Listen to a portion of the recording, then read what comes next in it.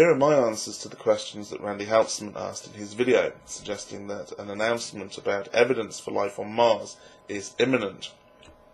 Put a link to his video up in the sidebar. Does your worldview make any room for this? Yes. My worldview is that the origin of life is a natural process that can and probably will occur wherever the conditions are suitable. I see life as a complex set of chemical reactions, and although it's more complex than, say, burning hydrogen and oxygen together to come up with water, it functions according to the same underlying principles. Would this increase your belief in the non-divine origin of life? No. I don't see why it changes anything. If I believed in a God creating life on this earth, then I can't think of a reason why that same God couldn't have created life elsewhere. And as it is, I believe that since it's likely that life arises wherever the conditions are suitable, if the conditions on Mars were suitable, my worldview accommodates that without requiring any adjustment.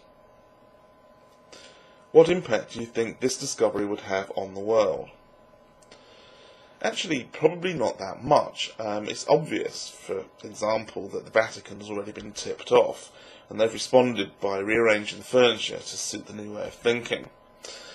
I think that most people who have an appreciation of just the size of our galaxy, never mind the size of the universe, would consider it to be nonsensical to assume that our world is the only place where life exists. What impact would this discovery have on you? To me, it's of great interest from a scientific perspective, not least because it suggests that searching for life elsewhere isn't a complete waste of time.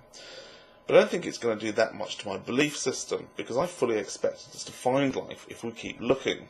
At the moment, I believe it's there, we simply haven't found it yet. And I doubt it will have any impact at all on organised religion. As I said, it already looks like the Vatican have been tipped the wink so they can prepare their story. I'll put a link up in the sidebar. Although it'd be interesting to see how they go about reconciling their loving God having created life on Mars and then exterminating it. Although I suppose their God does have a history of this kind of genocidal behaviour. Personally, I don't see this as having the same earth-shattering implications that you do.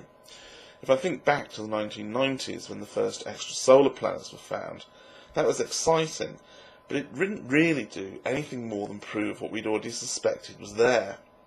For people with a scientific mindset, I think it'll confirm current understanding of natural processes.